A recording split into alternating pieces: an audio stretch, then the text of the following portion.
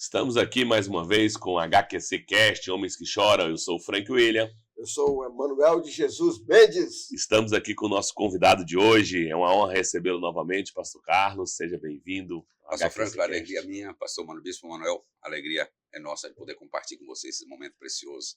No último episódio aí nós estivemos falando sobre diversos assuntos e deixamos uma deixazinha para falarmos sobre ansiedade e depressão. Como dizem os especialistas, o mal do século. O mal do século.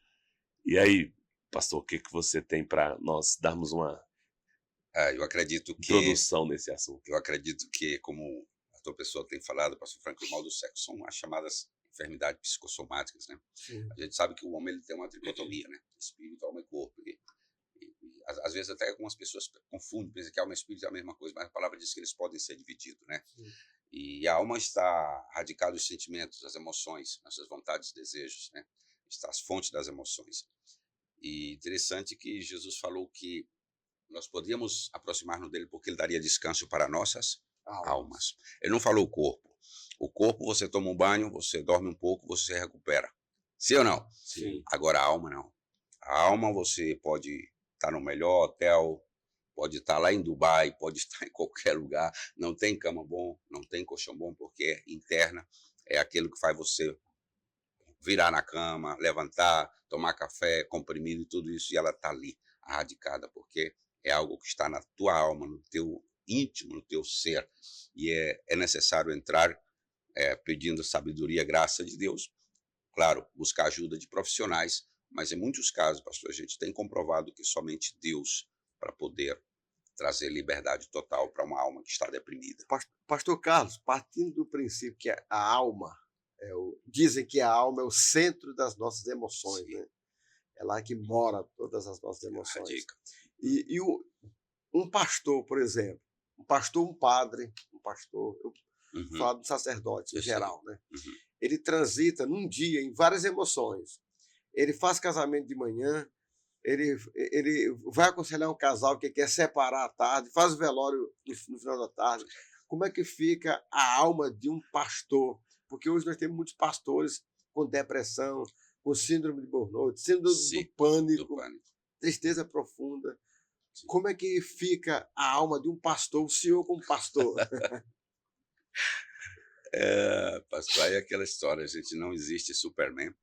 O pastor, ele é também um ser humano, né? Sujeito a erros, a falhas. O pastor, ele necessita também de apoio, de respaldo. E eu acredito que nenhum pastor, né, deve caminhar só. Eu sempre parto desse princípio. Sim. Temos que ter o nosso momento de companheirismo, tem que haver também um momento de descanso. O pastor ele tem que ter vida social também. Isso. Porque às vezes nós nos lançamos tanto no trabalho, a cuidar dos outros, e quando a gente dá fé, a gente está...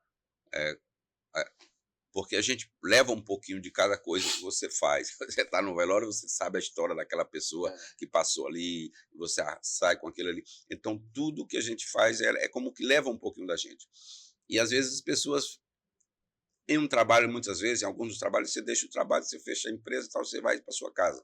Mas na vida pastoral e ministerial, nem sempre. Você fecha a igreja, termina o culto, mas às vezes você leva com você parte das coisas que você viveu durante o dia. Você vai lá de madrugada, orando por um, pedindo por outro, situação de um, situação de outro.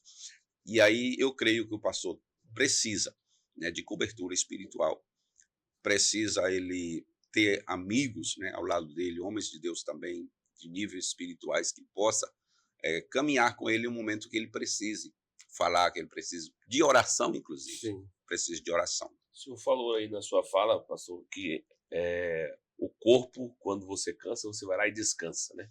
A alma não, né? Eu vejo que se a gente for observar os nossos antepassados, nossos pais, nossos avós, o trabalho em si, a sociedade em si, ela propiciava menos estresse, menos ansiedade, menos depressão, porque os trabalhos eram mais braçais. Sim. Né? Então você realmente trabalhava muito, acordava cedo, né? Às vezes com o canto do galo, ali 4, 5 horas da manhã você já estava de pé tirando leite, ou na padaria, o padeiro fazendo pão. Mas chegar no final do dia, aquele cara estava acabado, ele deitava, amanhecia zerado. Né?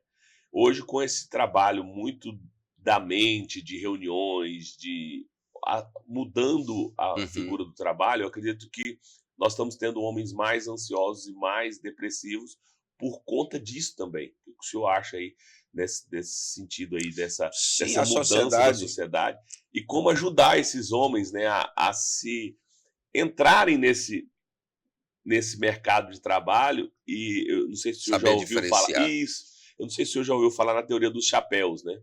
Sim. Eu concordo com ela em partes, mas em partes eu acho meio complexa para explicá-la, porque você tem vários chapéus: o chapéu de pai, o chapéu Uhum. de pastor, o chapéu Uhum. de filho, o chapéu de irmão, e aí em cada lugar você vai pendurando o chapéuzinho ali e vai deixando. Só que é como o senhor falou, né? Para os pastores, para os sacerdotes, você não consegue tirar o chapéu de pastor e largar ali, Não porque tem aonde como. você está, Inclusive, ô pastor, uma vez pastor pastor, por sempre. pastor, peraí, eu tô com um problema aqui, né? Às vezes o cara ganha na Mega e não lembra de ligar pro pastor, mas na hora que o problema chega, a primeira o coisa que ele abacaxi pega, chega. pastor, peraí. Eu já ministrei pessoas que estavam em um carro dirigindo querendo se matar. Entendeu? Você acredita? Não tem hora. Pastor, eu vou me matar. Ahorita, pastor, eu ia matar. E aquele terror, o cara fazendo aquele terror. E eu sabia que ele estava passando muito problema com a família, com a esposa, tudo, dirigindo uma carreteira. Aí como é que você consegue acalmar uma situação dessa? E assim, então, e não tem dia, não tem hora. Né? É que nem um médico, né? Você não pode deixar o seu celular no... Tem que estar de plantão 24 horas, 7 dias da semana, como não pirar, né? E aí eu trago aqui a questão de Jesus, né? Jesus lá em Mateus 6, 25, 34, ele diz, né? Não andei-vos ansiosos por coisa alguma. Sim. O senhor pode até discordar, os homens que nos ouvem podem discordar de mim, mas eu acredito que eu creio muito naquela palavra de Paulo que ele diz assim: se o que você fala não está incomodando ninguém, se como você vive não incomoda ninguém, você precisa rever a sua vida cristã, porque nós não estamos aqui para agradar ninguém. E eu tive um debate com um adolescente prolongado, e ele se estende até hoje, a respeito de ansiedade e depressão. Até gostaria que o senhor falasse, que o senhor começou a falar no episódio anterior, que o senhor passou por alguma experiência. Na minha concepção, aquele que está verdadeiramente ligado com Cristo, ele está livre de toda ansiedade e toda depressão. Explico. Jesus, eu acho que ele foi um dos primeiros a tratar sobre a questão de ansiedade e depressão. Tem um livro do Augusto Cury, que ele retrata a vida de Jesus em 5 livros. Sim. Eu tenho aquele, o homem mais inteligente da história, né? Isso, e ali ele fala de todas as formas, defendendo os métodos e as formas como Jesus utilizava. Se pudesse trazer isso para a psicologia, para a psiquiatria, quantas pessoas não seriam ajudadas? E nós, como cristãos, eu tenho buscado cada vez mais ser aquilo que é a imagem e semelhança dele. Ainda estou longe disso. E essa semana ouvi e confirmei mais uma vez algo que eu já tinha ouvido há um tempo atrás, que diz que não existe, até falei isso para meus filhos ontem à noite, quando a gente estava voltando para casa, não existe você se achar o melhor de todos, o bambambam, e estar próximo de Cristo. Porque quanto mais próximo eu chego dele, mais a luz dele, o brilho dele mostra as minhas fraquezas, as minhas debilidades, as minhas podridões e o quanto eu preciso melhorar. É o que Isaías falou, né? A profecia de Isaías 6 me veio na mente quando ele, no capítulo 5, a gente vê o contexto, né? Ele começa dizendo, ai daqueles que se levantam pela manhã e seguem a bebedeira, que é o mal de se bem, é o bem mal, o doce é amargo, o amargo doce. Ele começa dizendo ai, era uma espécie de maldição ali, aquele ai, né? Para muitas pessoas, só quando ele entra na presença de Deus, no santuário de Deus, na luz de Deus, ele vê a santidade de Deus, ele olha para ninguém mais não, ele olha para ele mesmo. Ele diz, ai de mim, né? Então Ai de não mim. tem como você chegar perto dele e se achar bom. Sim, não tem como você chegar perto dele e você achar que você é o cara. Sim. Né? E assim, quando você consegue chegar nesse nível, eu falo de experiência própria, eu não falo da sua experiência, eu não falo da experiência, mas eu falo que você jamais vai me ver ansioso ou depressivo. Porque Jesus, ali no Getsemane, eu até anotei aqui a referência para não falar errado, ele diz lá em Mateus 26, 36 a 39. Diz que ele estava com a tristeza profunda, e aí eu pego o gancho que o senhor falou, mas ele pediu o quê? Ajuda-me. E foi lá e pediu para os discípulos, olha, eu preciso de vocês aqui comigo. Ou seja, não ande só, nem Jesus quis andar só, nem Paulo. Ele sempre tinha 3, dos 3 ele tinha um. Tinha Pedro, Tiago e João, e de Pedro, Tiago e João ainda tinha João, que era mais íntimo dele. Né? Então, assim, quando a gente consegue chegar nesse nível de você poder se ver diante dele e descobrir a fragilidade que temos, que nós temos, que nós somos, que você não tem como deixar nenhuma ferida, nenhuma mágoa, nenhuma tristeza sobrepujar na presença dele. Porque a Bíblia diz que na presença de Deus ainda se tristeza, salto de alegria. Mas, exatamente. Mas tomando dessa... Posso comentar? Claro. Dessa palavra que você está comentando, me veio o texto de Coríntios. Paulo fala que nós temos esse tesouro em vaso de barro, para que a excelência da glória e o poder seja de Deus. Ou seja, o homem ele é um ser humano sujeito justamente, porque o homem, em parte, ele também é sentimental. Sim. Ainda que eu sempre digo que a nossa comunhão com Deus ela vai mais além de sentimento. O cristianismo é feito de mandamentos, é obediência à palavra, ainda que a gente não sinta, mas vamos fazer por obediência aquilo que Jesus fez.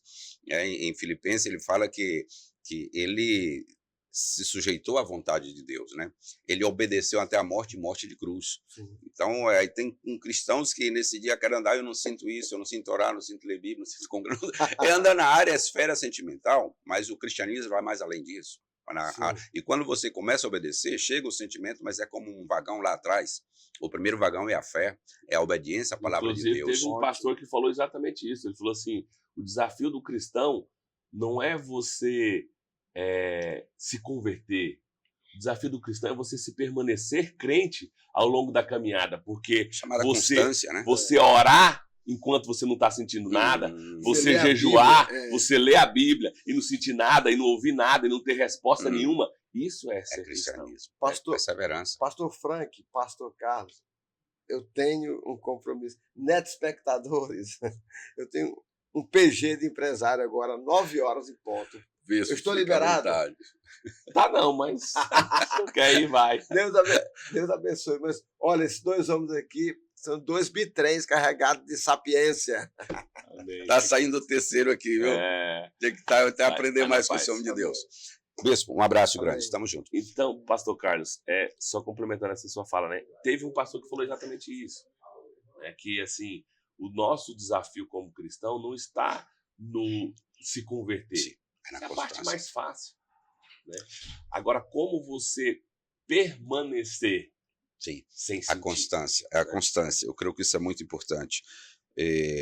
Voltando ao tema anterior que a tua pessoa nos comentou, eu creio que hoje, pastor Franklin, há uma... Esses dias eu estudava algo sobre o positivismo tóxico. Né? O positivismo tóxico, que é justamente isso. O homem hoje ele está no centro, e isso está chegando até mesmo nas igrejas, está chegando até mesmo nos cristãos, de olhar só para si, de ser o foco. E as redes sociais, a mídia, a informática, a internet, está levando muito isso.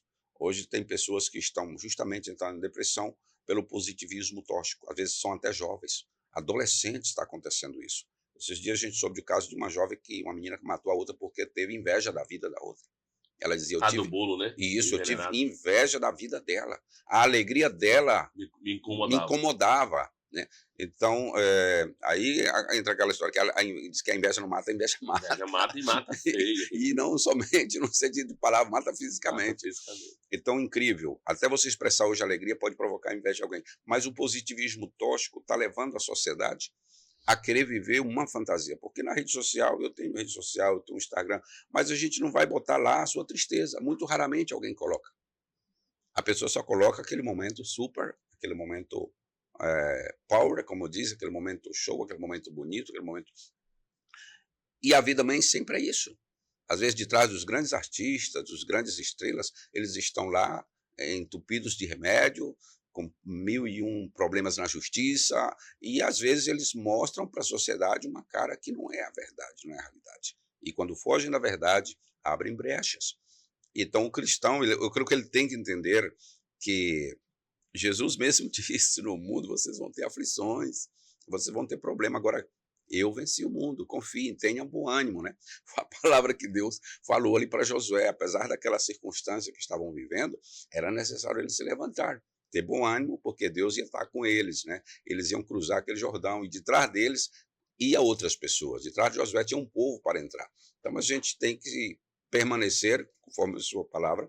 A constância nos leva justamente ao êxito, porque a permanência, e não somente por pensar em nós, mas por pensar naqueles que estão também de trás de nós. Nós temos filhos, nós temos esposas, nós, como pastores, nós temos uma igreja.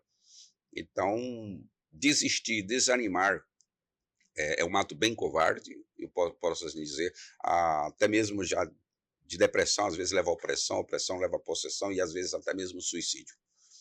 Essa semana mesmo lembra que a gente orou pela ponte, pedindo graça de Deus contra os acidentes, e aí alguém vem com uma corda para se enfocar anteontem na ponte ali, né? Alguém, e até o mesmo jovem, né? Desistir, eu não quero julgar, mas às vezes as pessoas estão com uma dor, e eu sempre digo, às vezes o suicídio, a pessoa quer acabar com a dor, né? Não é que ele quer acabar com a vida dele. Isso Ele quer já acabar com a dor. comprovam que ele busca matar aquilo que está ocasionando aquela dor. E a depressão, ela provoca uma dor em você. Ela provoca uma dor interna. Pessoas que choram, que gritam com aquela dor interna, né? Não é uma dor física no sentido, mas é uma dor na alma. É algo terrível. Eu tive início de depressão. Eu não tive início, eu tive início de depressão. Você não querer saber da vida, você começa a viver o mundo aqui, né? Você não ter força nem ânimo para nada. É como se para você o mundo acabasse. Só que aí, como a gente tinha um conhecimento de Deus, da comunhão, né? E começamos a entrar na presença de Deus, né? A jejum, a consagração, a oração. Às vezes abria a Bíblia, não encontrava sentido ali, mas começava a ler. Então, Deus foi me curando. Eu lembro uma oportunidade que eu fui a uma igreja, porque o ambiente do cristão, eu lembro das palavras que o Senhor falou a uma das igrejas da Ásia Menor, ele disse: ainda que tens pouca força, guardaste a minha palavra, não negaste o meu nome. O cristão, por mais arrastando que ele esteja, eu aconselho, não deixe de ir para a igreja, não deixe de ir para a casa de Deus, porque uma das coisas que o inimigo quer é que você fique só, que você se isole. Quer te isolar. Quer te isolar. Exatamente. Você se isola e você se torna uma presa fácil. Não deixe de sair, não deixe de compartilhar, não deixe de estar em ambiente rodeado de pessoas, né? E eu creio que para as famílias, né, que tem pessoas, não deixe essa pessoa só. Porque às vezes a tendência do inimigo é justamente nos isolar. O homem, ele é criado, é formado para viver em comunidade. A prova disso você vê naquele filme Náufrago, né? Tom Hanks, ele chega ao ponto de pegar uma bola de vôlei, né? A Wilson, chama ela, dá o nome para ela de Wilson mesmo, que é o nome dela, pintar ela com a mão dele ali. E você vê que aquilo ali estava tão assim, ele estava tão ligado àquele personagem que ele criou ali, aquela pessoa, que quando ele joga ela no mar, ele se desespera, né? Você vê o desespero dele, vai atrás. Não sei se você chegou a assistir o filme, mas quem assistiu o filme Náufrago vê isso, que ele tá num voo, o avião cai, ele fica numa ilha deserta, e aí ele começa a abrir as correspondências, ele era gerente da FedEx, e ali ele passa anos ali, né? Dado como morto, é feito o testado de óbito dele, tudo. E o quanto a prova de que Deus estava certo desde lá do início, né? Ao homem não é bom que ele fique só. Far-lhe ele companheirismo. Eu sempre digo, não foi só para a procriação da espécie humana. A Bíblia diz que relata que Deus para o companheirismo, para ajuda mútua, né? Porque exatamente. E ele fala também, né? Andarás os dois, né? Exatamente. Um cai, o outro levanta, né? Cordão de três dobras, né? Onde a terceira dobra num casamento. Eu creio que tem que ser Jesus, né? Para poder. Com certeza. Como é que você vai unir dois mundos totalmente diferentes? Se não for mente de Deus. Eu costumo dizer que o casamento ele foi criado a visão humana para fracassar, né? Porque como é que você vai pegar duas pessoas, culturas totalmente diferentes, botar debaixo do mesmo teto e falar assim, vai que dá certo. Não vai dar certo nunca. Se você for olhar pela ótica humana, não dá certo só nunca. Deus. Né? Então, se não tiver a terceira dobra... E aí, quando eu disse que, como em conversa com esse adolescente, nós estávamos ministrando para vários adolescentes, e esse não concordou. Na minha concepção, aquele que está tendo uma vida cristã, não tem como ele passar por ansiedade e depressão. Porque, como eu estava explicando, você morre todos os dias. Eu acho que quando você começa a entender e Deus e o Espírito Santo a revelar para você o verdadeiro significado daquilo que Cristo deixou para nós, e você começa a ver que os ensinamentos dele, ele passou por tudo que nós podemos passar. Eu costumo dizer para os meus adolescentes que não existe nada na face da terra, o senhor me corrija se eu estiver errado, que Jesus não tenha passado.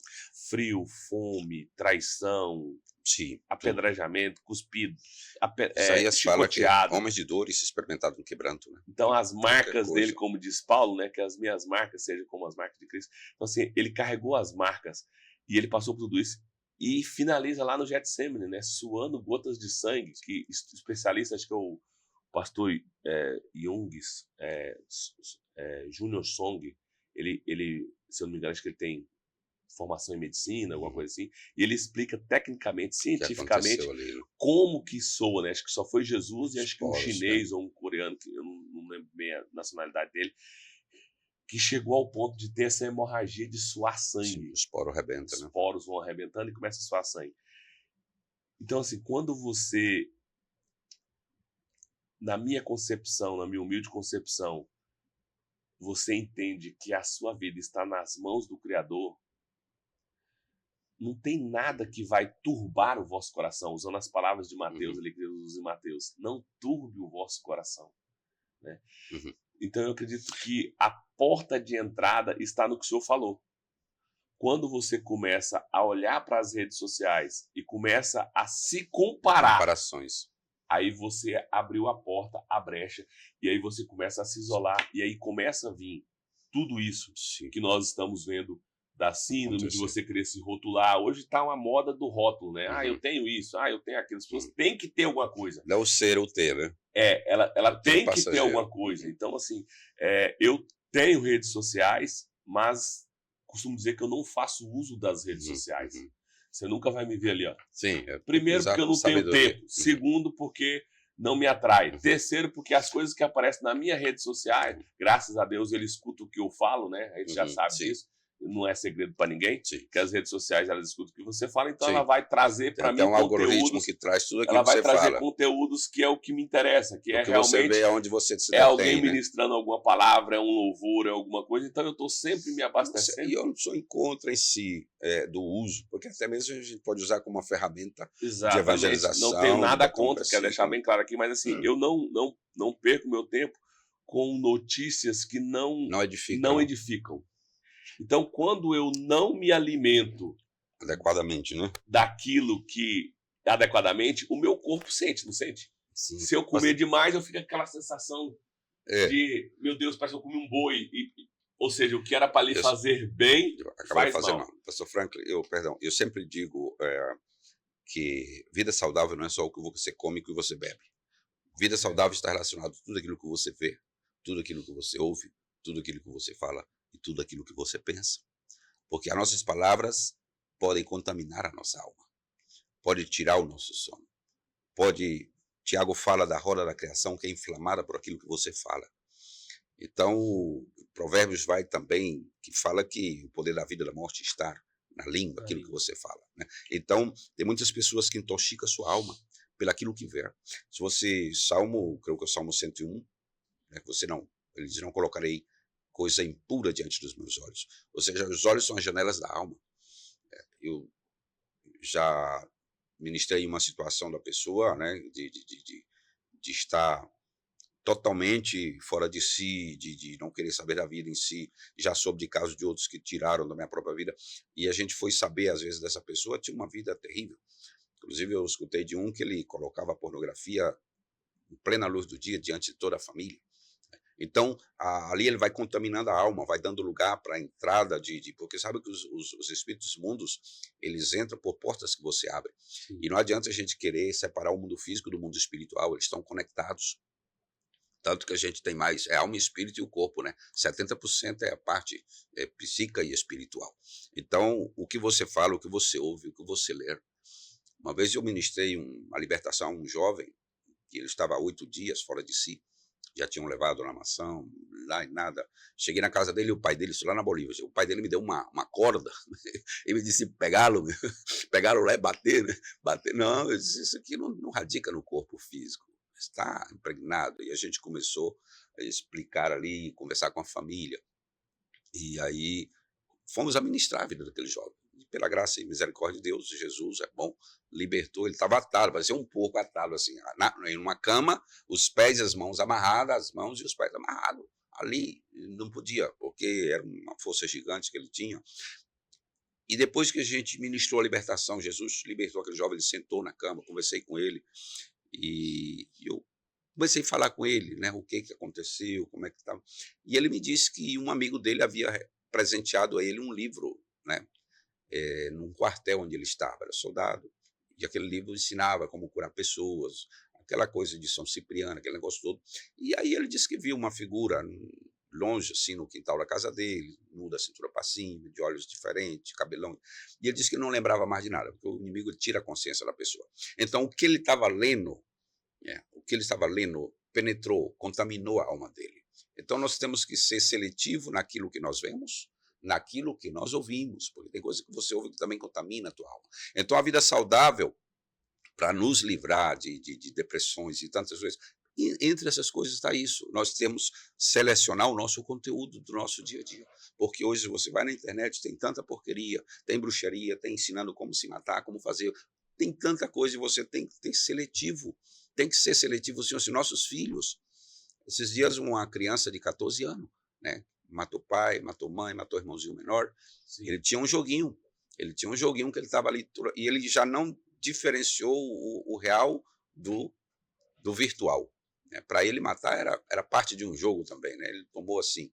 Então hoje nós temos que ser seletivo, e eu digo todas as áreas, né? Sobre aquilo que nós vemos, sobre aquilo que nós lemos. E sobre o que nós lemos, o seu livro de cabeceira tem que ser a Bíblia. Tem bons livros, eu gosto de ler bons livros, e é muito importante. Mas a Bíblia é o livro-chave, principalmente para a cura da alma, né? O salmista Davi dizia, com que ele parar os jovens o seu caminho, com guardar a palavra. Jesus, você está limpo pela palavra que você tem falado. Então, a leitura da Bíblia é uma limpeza para a nossa alma, muito importante. E aí entramos justamente nessa área, que muitas de casos de depressão, né, vem relacionado àquilo que nós estamos passando, comparações, e eu vou até dizer, pois o cristão não pode ter, eu digo não deve ter, mas pode. Pode ter depressão, não deve, mas é quando aquilo que você comentou, as brechas que as pessoas dão. Eu leio um caso, e eu leia tanto artigo como a gente vai na Bíblia, do caso do Elias, o mau profeta de Deus, profeta de fogo, homem que orou, o céu mandou fogo, consumiu ali aquele sacrifício, acabou com os profetas de Baal.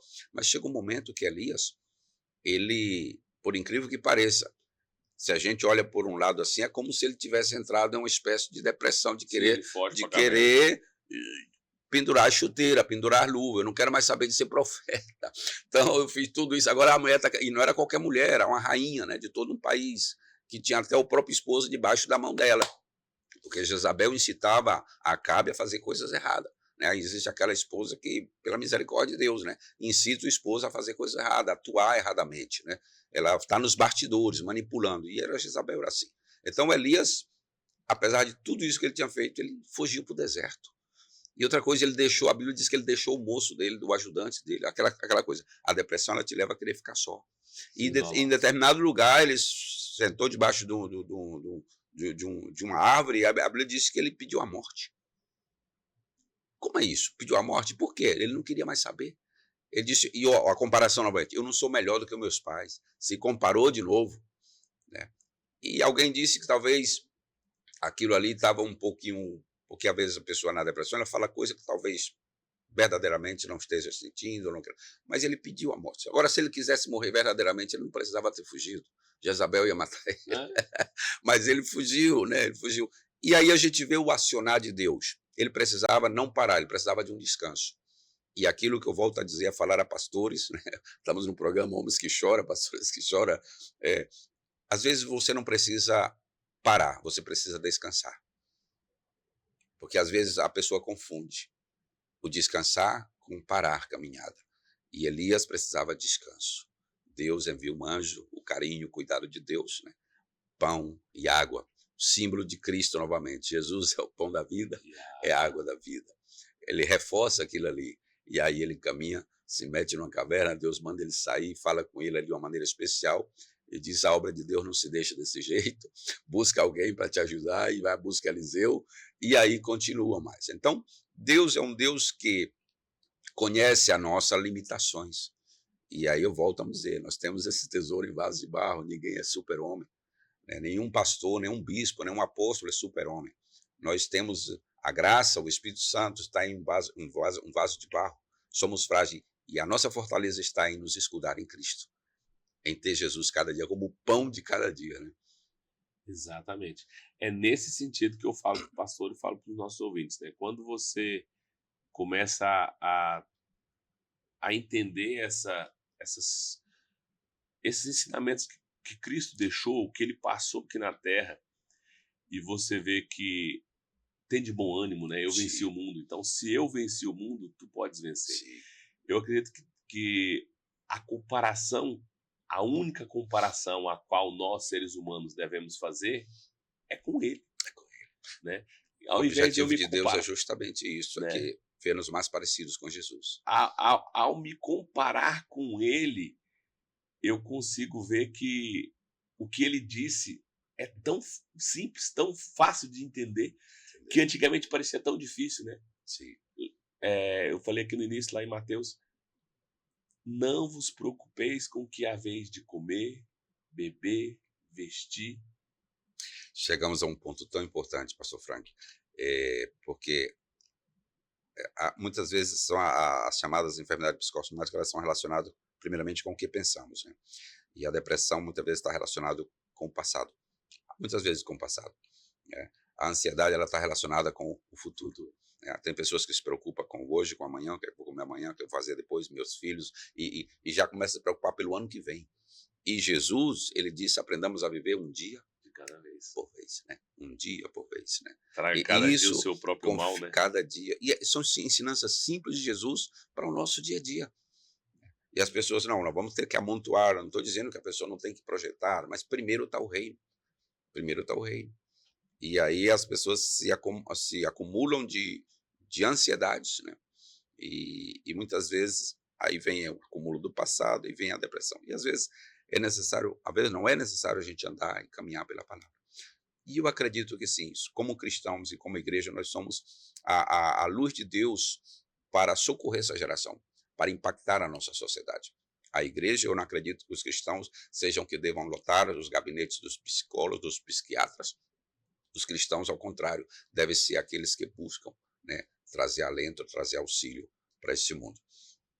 Eu, esses dias, estava com uma cunhada minha na nossa igreja e ela contou uma historinha simples, né, de uma pequena cidade, e ali tinha um psicólogo e as pessoas recorriam a esse psicólogo porque tinha muito problema, só que nessa cidade também tinha chegado um circo e tinha ali um palhaço que era muito engraçado, e aí o psicólogo dava ali algumas receitas: olha, vai no circo lá, tem um palhaço muito engraçado lá, tem um palhaço muito divertido lá, vai distrair um pouco a tua mente. Então, em um determinado dia, esse psicólogo estava no consultório, chega alguém e aquele homem começa a dizer que estava com problema, que estava com início de muita preocupação, que depressão, e aí o psicólogo diz: olha, você vai lá no circo, tem um palhaço muito interessante lá que você tem que ver. E aquele homem diz: olha, eu sou o palhaço.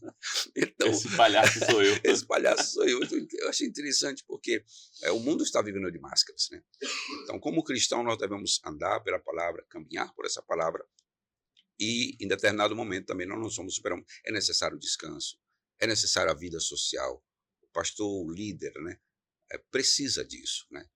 Sair, é uma viagem, é um dia de descanso. E às vezes nós nos metemos tanto no ministério e achamos que somos supermans, né? Mas vai acumulando pequenas coisinhas, né? vai acumulando, de repente, aquilo que é de pouco se torna grande. E quando a pessoa já está cansado, né? Quer parar em vez de descansar. E quando você descansa, né? Eu não digo sabático, talvez de um ano, Sim, né? mas pelo menos Até uma vez porque na semana, o um mês, sabático, na verdade, não é feito da forma como andam divulgando por aí, divulgando né? por aí, vou tomar um ano de férias, né? O sabático é mais do que nós estamos falando aqui, de buscar mais ele intencionalmente, Intencionalmente. intensamente, do que Eu gosto de João 10:10. o ficar de pernas para o ar. Exatamente. Eu gosto de João 10:10, até mesmo porque é perigoso. Em tempos de guerra, o rei Davi, na sacada do palácio dele lá, os soldados na guerra, ele distraindo lá, viu Betseba, né? Então é perigoso também estar demasiado fora da vontade do lugar que Deus tem te colocado. Mas eu acredito que sim, é necessário o descanso certo, né?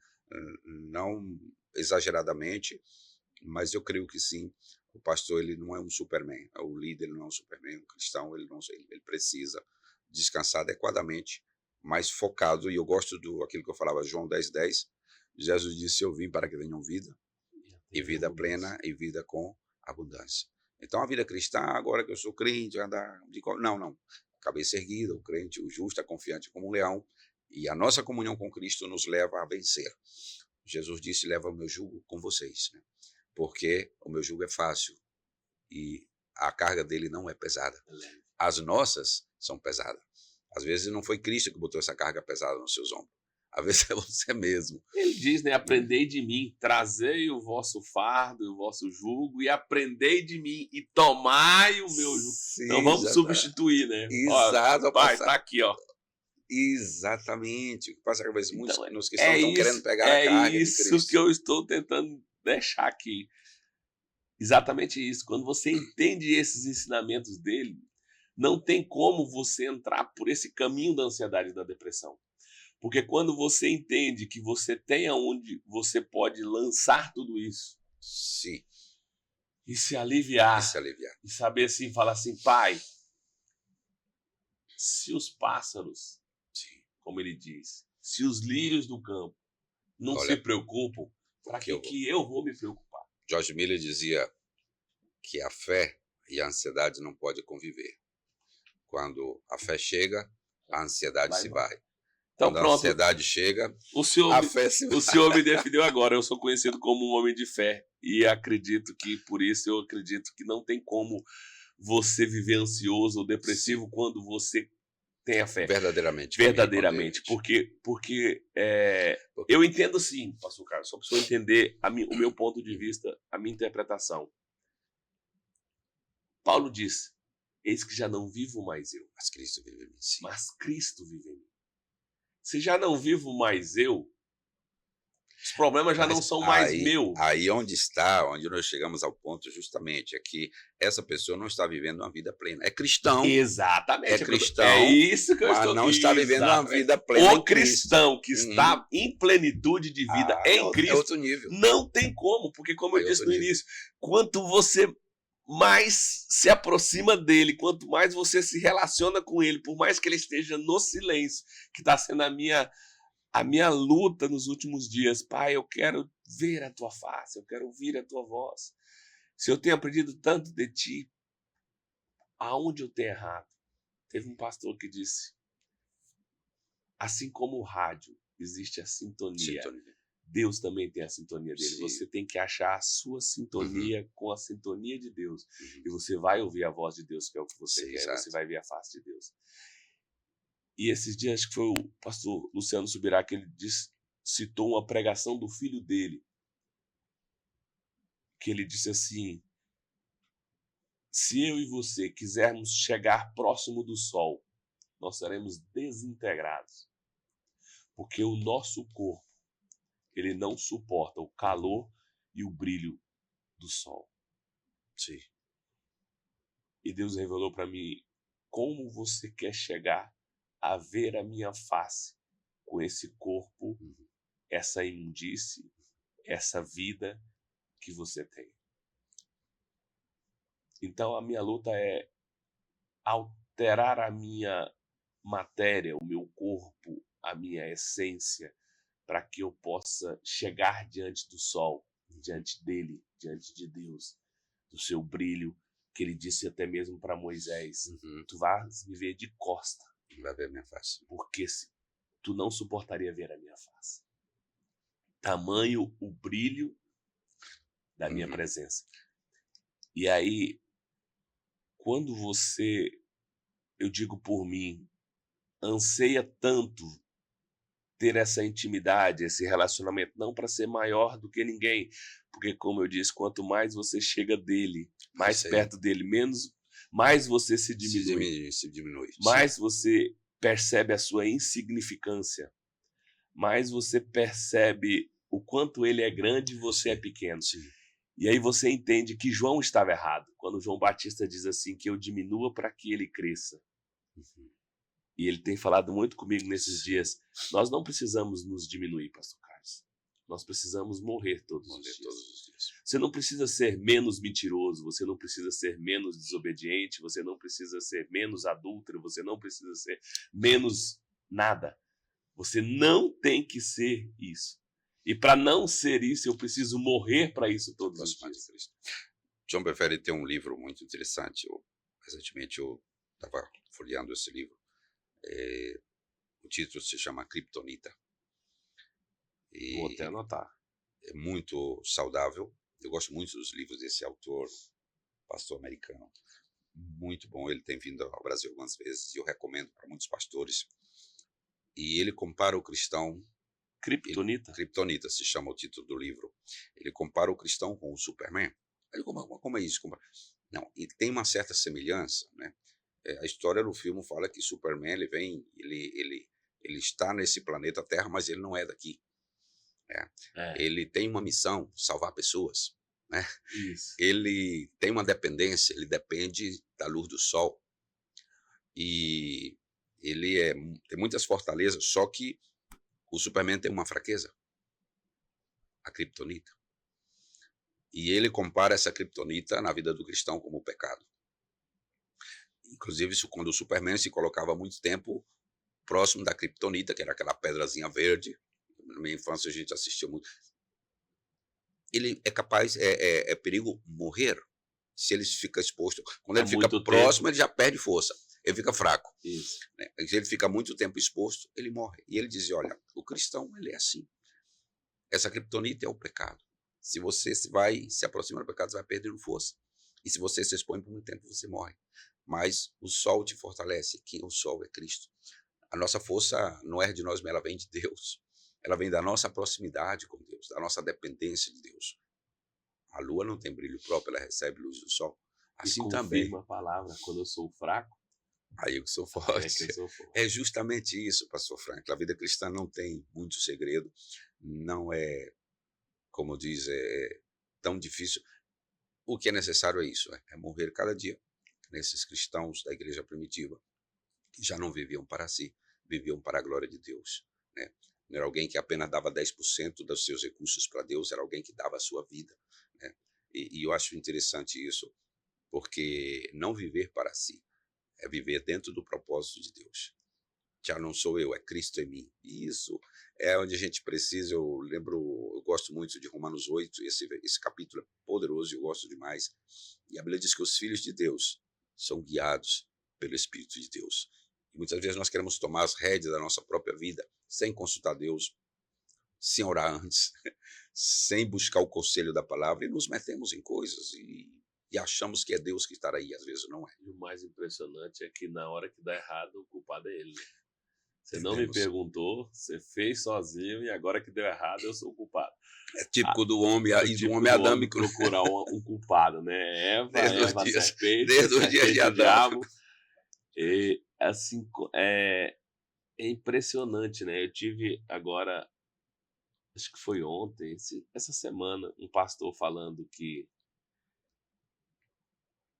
a vida cristã ela não se mede pelas conquistas, mas pelas renúncias. Eu vi essa frase, é muito poderosa, muito forte. Meu Deus do céu, e quando você renuncia a algo que tem valor, e ele cita o momento que Jesus entra no barco de Pedro, fala assim, quando Jesus chamou Pedro, ele entrou no barco dele, pregou em cima do barco dele, fez ele fazer a pesca milagrosa, E quando ele estava lá, abismado com aquela pesca, tamanho lucro, que tamanha riqueza que Era um ele empresário, estava, né? Era um empresário. aí ele falou assim, agora Agora larga vem. tudo e vem. Por que Jesus não chamou ele quando ele estava lascado, fudido, quebrado, sem nada, que era mais fácil ele falar assim, não tem nada mesmo, então eu vou. Porque Deus Sim. não chama quem está parado, Deus não chama algo Alguém que que não está tem fazendo alguma valor. coisa. Alguém. A renúncia tem peso. Então você tem que renunciar a algo de valor. Renunciar quando tudo está dando errado é fácil. Exatamente. Aí está o grande peso, né, do nosso chamado, da nossa entrega, é esse valor de colocar Cristo como uma pérola de grande preço, né? As demais coisas ficam secundárias. E eu lembro também, nessa mesma, tomando esse gancho aí da situação de Pedro, que quando Jesus, né, ele passa pela cruz, Calvário e ressuscita, mas Pedro ainda não tinha a certeza de que ele tinha ressuscitado. Ele voltou para a antiga vida. As antigas práticas. E Pedro era um líder neto, ele levou os demais com ele. E aí Jesus aparece novamente na praia. Eu acho aquilo interessante, é um dia comum e corrente, que eles talvez não esperavam, né? Começa a falar com eles. E aí quando já pede para ele jogar o barco, na parte direita, ele pega aquela grande, se assusta, é o Senhor, vem. E Jesus não reprime Pedro naquela hora. Eu achei interessante aquilo ali, né? Ele mais bem preparou um churrasquinho de peixe, né? Com pão, com mel, com aquele negócio ali, com os pescados. E interessante que ele falou dos peixes, mas quando eles chegaram já tinha peixe na brasa, né? Jesus já tinha pescado. Jesus já está lá na Precisou dos frente. peixes dele. Jesus já está lá na É frente. aquele velho ditado, quando você vem com a farinha, meu bolo já está pronto. Jesus já tinha ali Um peixe assado. um momento especial com eles, peixe assado, e eles comeram ali. Mas eu imagino Pedro, né, tentando se esconder, dizer, eita, ele sabe que eu neguei ele e tal, e agora? Mas que ele não esqueceu, ele não vai tocar nisso, não. Nesse assunto. Mas Jesus vai lá, depois, Vem tal, cá, Pedro, vem cá, vamos acertar umas coisas. Deus não deixa nada pendente, nasce debaixo dos tapetes, irmão. Quando você pensa que eu vou consagrar, vou buscar, Deus vai trazer o que está errado, o que está oculto, para caminhar na verdade. Isso é interessante, isso. E algo que Jesus chama a atenção, como era aquela palavra que diz, Pedro, tu me amas. Ah, Senhor, eu te amo, tu me ama mais do que isso. Porque não é sempre, a gente olha no original, não é a mesma pergunta, ela tem sentidos diferentes. Tu me ama mais do que barcos, mais do que pesca, mais do que isto. Aí Pedro cai em si, Senhor. Até quando você vai voltar para as velhas práticas? Pois é. Então eu creio que o nosso amor, eu gosto de João 14, quando diz que o segredo para a gente servir a Deus, eu sempre digo, é amar a Cristo. Eu tive todos esses 23 anos na Bolívia, as pessoas diziam, pastor, mas você ama muito esses bolivianos, minha família chamava, pai, há 23 anos, aí 20 e tantos anos. Eu digo, eu amo mais a Cristo. E porque eu amo a Cristo, eu estou aqui, sacrificando-me por eles, servindo eu. Então, quando a gente ama Cristo, nada vai ser tão pesado, vai ser tão difícil, pastor Franco. O que custou ao povo de Israel e foi pesado para eles chegarem na terra prometida, foi porque eles estavam desejando o Egito. Quando você vai caminhando para Deus, querendo o mundo, se torna pesado. O evangelho se torna um fardo, Não. O evangelho não é pesado, Até não é porque fardo. volta de novo da comparação, né? Você começa a comparar o que você tem agora com Cristo e o que você tinha antes sem Cristo. Exato. E deixa de crer nas promessas, de ver que a glória última será maior do que a primeira. Fomos ensinado errado que o que você tem em Cristo, você tem que ter mais do que o que você tinha no mundo, que você tem que ser mais próximo, você tem que ter mais bens, você tem que ter... Sim, a teoria famosa da professora Helena, não que eu seja aqui adepto da teoria franciscana, mas as pessoas às vezes têm investido os valores do verdadeiro evangelho. E aí, nessa pegada aí de desvirtuar o verdadeiro ensinamento de Cristo, eu acho que eu venho com a bombástica aí para o senhor resolver aí. Como fazer com as nossas igrejas, aonde essa nova geração não está conhecendo o derramar do Espírito Santo de Deus, da presença, da busca pela presença, mas está conhecendo a busca pela estrutura. E aí nós temos pessoas se matando para manter a estrutura independente da presença. Volta lá em Davi, quando Davi tinha o tabernáculo, e ele monta a tenda e fala assim, agora aqui 24 horas de adoração, aqui nessa tendinha, deixa o tabernáculo lá com seus ouros, com suas pratarias, com seu sacerdote lá, a roda continua girando. Hoje nós temos muitas igrejas preocupada com o externo. A nuvem já subiu, a presença de Deus não se encontra mais, mas tudo funciona. A louvor, a administração, o mecanismo automatizado. Lamentavelmente, mas está acontecendo. E isso é perigoso, porque Eu lembro da história de um seminário que estávamos e um pastor compartilha conosco. Ele disse que estava passando uma certa situação na igreja e ele achava que era só questão de organização e começou, né, a fazer um plano ali, tipo a, como podemos dizer, uma estrutura organizacional de tantas coisas que ele colocou ali e tal, e botou tanta coisa e passou manhãs no computador. E ele disse que à noite ele teve uma espécie de sonho profético. Ele disse que ele viu um ser de branco que riscava aquilo ali e colocou assim, jejum e oração. E ele caiu em si, que ele estava preocupado só com o externo. Não digo que o externo não faça parte, Sim, não faz, estamos entrando sim, nessa linha. mas às vezes a essência do verdadeiro cristianismo, há igrejas que já não confrontam o cristão, membros que você não pode Casca de ovo. corrigir, casca de ovo, já busca outro lugar onde não fala do pecado, onde se preocupa com jogos de luzes, com altares e com aparências, né? Onde a essência verdadeira, onde a verdade já não está ali. E nós voltamos à última igreja de Apocalipse, né? A igreja de Laodiceia, a igreja que aparentemente era rica, que aparentemente tinha colírios, que aparentemente tinha roupas lindas, e Jesus disse: olha, vocês estão vivendo uma aparência, né? De mim, comprem ouros para que vocês se esqueçam, comprem vestes verdadeiras para que vocês não estejam nus. E ele disse mais, né? Fala do colírio também, né? Dos olhos. Então, ele, inclusive, Jesus chama aquela igreja de pobre, de cega, de miseráveis e nus. Então, aparentemente, igrejas que estão preocupadas com a estrutura, mas na essência há uma liderança infiel, há uma liderança que muitas vezes não é sincera, há uma liderança que trai os seus liderados, há uma liderança que não está vivendo a realidade do evangelho. E aí nós estamos com uma massa de pessoas que estão preocupadas com a aparência e não com a essência verdadeira do evangelho. E aí, na minha opinião, é onde entra a ansiedade e a depressão, porque eles perderam a presença e eles Estão se buscando matam para manter uma estrutura, um posicionamento que conquistaram. Sim. E a presença está de lado. Tá de lado. Eu creio que quando Davi ele faz aquele salmo que ele diz assim: permita que eu possa viver na tua casa todos os dias da minha vida. E ele diz: melhor um dia nos seus atos do que mil fora. Né? Então, assim, eu acho que quando você perde essa essência, né, você não estamos aqui dizendo que você não tem que ter conforto, não tem que ter ar-condicionado, não tem que ter um tempo, nada disso. Até porque o pastor que fala sobre isso, que eu concordo com ele começa de uma forma bem simplista. Ele fala assim: inicialmente a gente cantava corinhos e alguém teve a ideia de colocar todos eles num caderninho, e a Igreja Batista chamou de cantor cristão, a Assembleia de Deus, harpa cristã, e cada um deu um nome. Isso, o que tem de espiritual nisso? Nada, isso é estrutural. Se organizou para que as pessoas que iam chegando soubessem, aprendessem e tivessem uma forma mais fácil de aprender a cantar os novos corinhos. Isso é estrutural.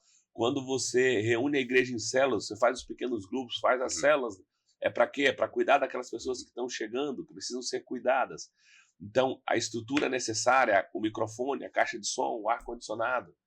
Mas quando você passa a viver para manter uma estrutura, ao invés de viver para manter a presença nessa estrutura, é que se entra no problema da ansiedade e da depressão. Sim, eu acredito que sim, pastor. O cristão em si, eu lembro de uma frase que fala que o discípulo, ele não apenas quer ser visitado, o discípulo vai e visita. Né? O discípulo não apenas quer ir para o céu, ele quer ir e levar outro com ele. Então, eu creio que está nos faltando, muitas vezes, poder perder o foco do reino. Né? Qual é a essência em si, a missão da igreja. Né? Tem igrejas que hoje, às vezes, é centrada por eventos, centrada por movimentos e não focada naquilo que Jesus mandou fazer. Cuidar o órfão, a viúva, pregar o evangelho, viver a vida, a comunhão.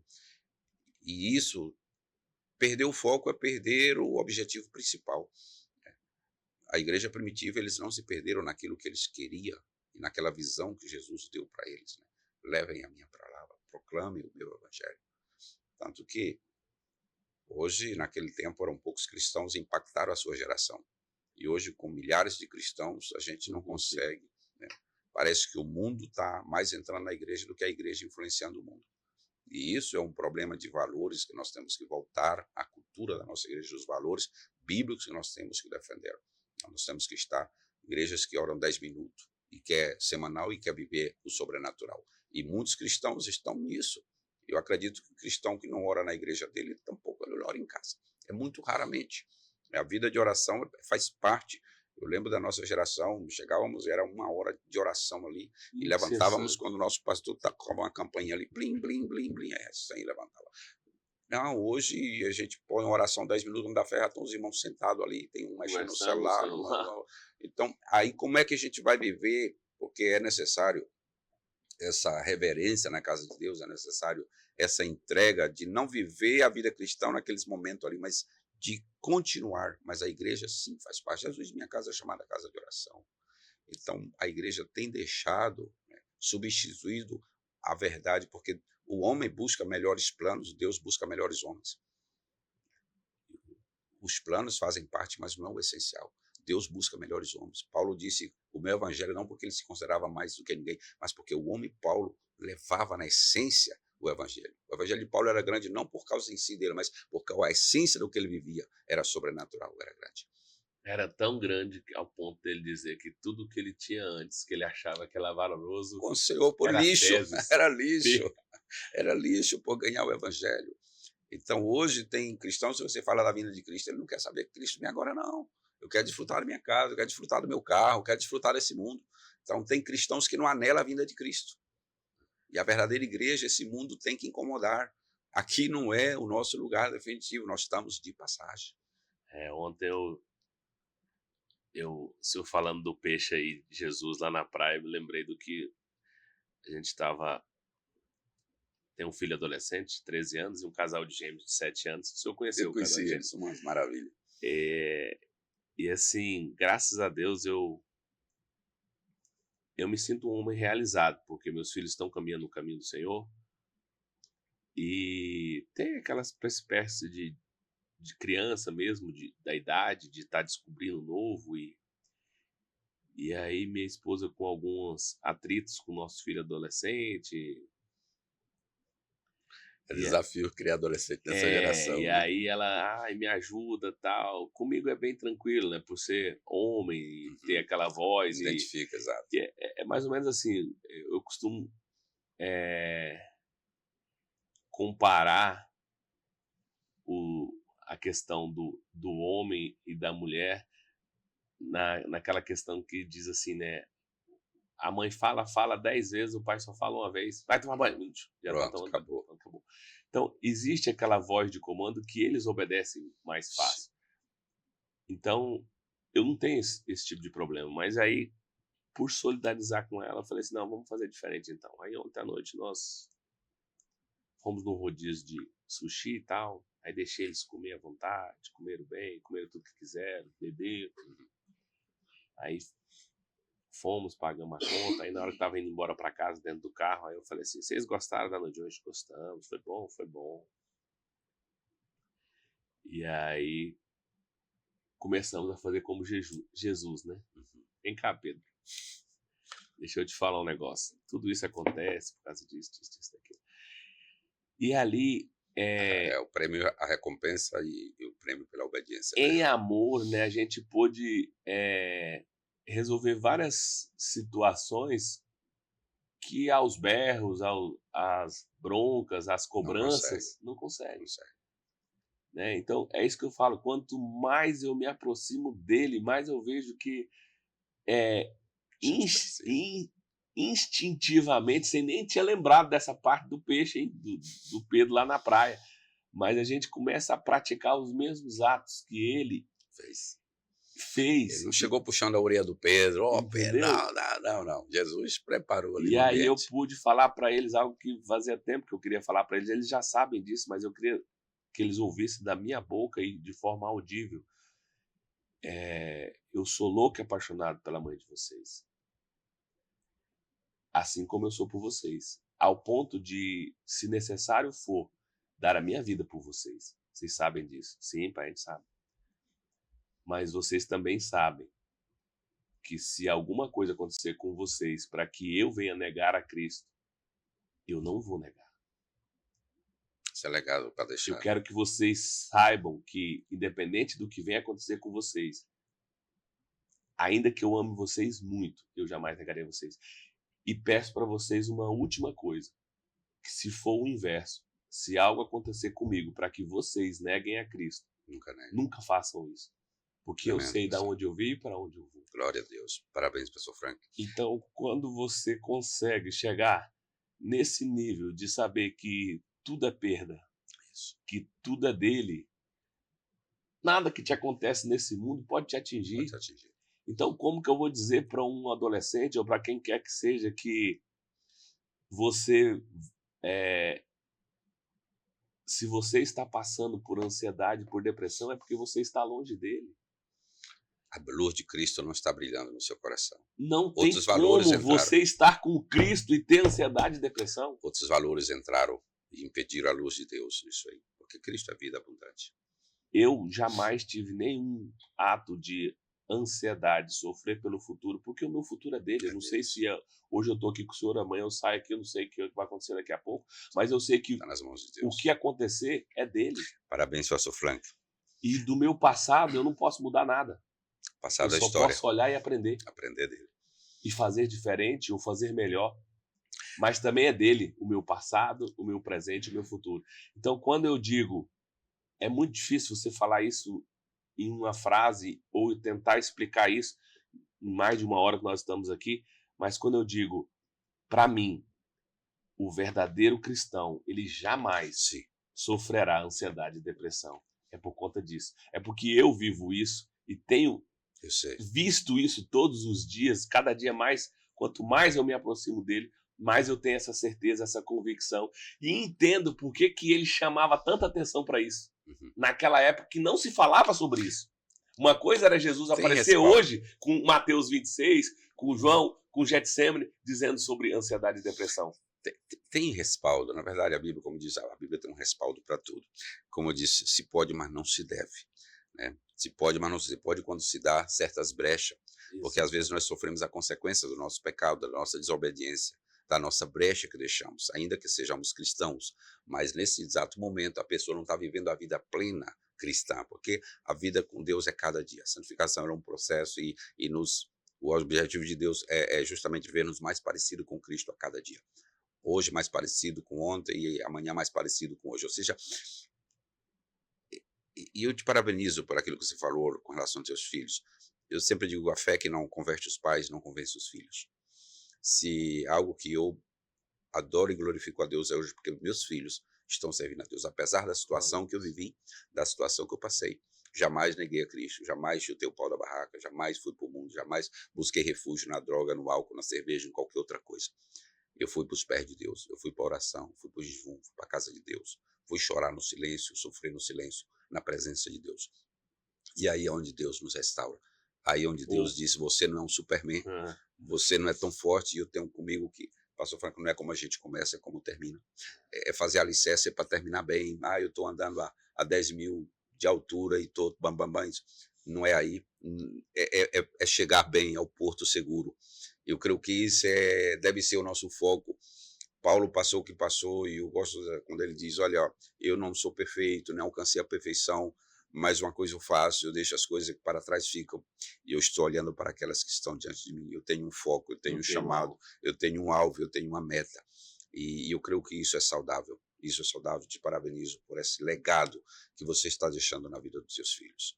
E isso é maravilhoso. Eu creio que isso deve ser o foco de cada pai e de cada líder, porque os pastores são influência na sociedade. A igreja ela deve ser influência na sociedade. Eu sempre digo, não é a igreja, não é a sociedade que deve impactar a igreja, é a igreja que deve impactar a sociedade. Mas deve ser de cristãos autênticos. Cristãos que realmente estão mortos para si e vivendo os propósitos de Deus. E aí é onde a gente encontra a verdadeira vida, né? Engraçado, eu li essas ontem também. Ontem foi um dia de muitos aprendizados, né? Que a verdadeira liberdade é a liberdade de limites, né? De limites. Deus, ele colocou no jardim, mas ele colocou o limite. Deus, ele colocou o peixe na água, mas na água ele é livre. Mas se ele sair da água, ele perde a sua liberdade, perde a sua vida. O pássaro lá em cima, ele tem a sua liberdade, mas se ele quiser viver na água, ele perde. Então, quando a gente entende que os limites que Deus coloca Para nos guardar. é para nos tornar livre E nos guardar, nos e proteger. nos proteger, Sim. Às vezes as pessoas, mas o cristianismo você não pode fazer, não pode fazer. Não, nós podemos. Agora Mas não nós não fazemos queremos. porque não queremos, Não nós temos a precisamos. liberdade de não fazer. não fazer. Eu lembro quando a gente viaja principalmente se a gente viaja por terra de Santa Cruz para Cochabamba e La Paz, você chega a altitudes de 4.000 metros. E tem lugares que você vai subindo assim, você olha pela janela do ônibus, você vê às vezes as vacas, os animais lá embaixo, assim como uma formiguinha branquinha. Jesus, só que em todo esse percurso a gente vê as barreiras de proteção que tem aí laterais, né? Tem lugar que está rompida, né? Em algum lugar que está rompido, você vai ver que lá embaixo tem um acidente, né? Tem um carro, tem um monte de alguma coisa. Então eu vejo assim Deus conosco, essas barreiras de proteção, né, que coloca, não faça isso. Se a gente andar já pelos 10 mandamentos, você vai começar a encontrar Deus colocando limite. É para nos proteger. Deus não vai pedir algo que não seja benéfico para nós, né? Eu gosto de Provérbio 3, de trás de cada pedido tem uma bênção. Quando Deus pede que não façamos tal coisa, é para que ele quer nos abençoar. É igual que um pai vê uma criança de 2 anos brincando com uma faca amolada e ele vai dizer, filho, não toque nisso aí. Porque se vai tocar, você vai se cortar. Então, o amor de Deus é tão grande que ele nos coloca limite para nos proteger, para nos guardar. Eu acho interessante, o livro de Provérbio 3, filho meu, não te esqueça da minha lei, teus coração guarda os meus mandamentos. Para quê? Para que te alongue os teus dias e tudo te vá bem. Né? Não seja sábio no teu próprio entendimento, teme ao Senhor e aparta do mal, para que seja próspero os teus caminhos, para que ache graça diante de Deus. Ou seja, quando Deus nos pede algo, é porque Ele tem algo para nos dar de trás, né? Para nos guardar. Então é maravilhoso caminhar pela palavra, pastor Frank, não tem coisa melhor. E líderes, homens de valores, né, que estão ouvindo esse programa, eu lhes aconselho, lhes animo a andarmos pela palavra de Deus, né? Mas além das circunstâncias que esse mundo oferece, não saia dos limites que Deus estabeleceu para ti, porque de trás de você está a proteção para o teu lar, para a tua família, né? Para o teu trabalho, para a tua empresa, para o teu negócio. Caminha pela palavra e eu tenho certeza que você será abençoado poderosamente. Amém. Isso aí, encerramos nosso podcast de hoje, Homens que Choram, HQC Cast. Obrigado você que permaneceu conosco até este momento. Espero que possa ter te ajudado a superar essa ansiedade, essa depressão e dizer para você que o segredo está nele.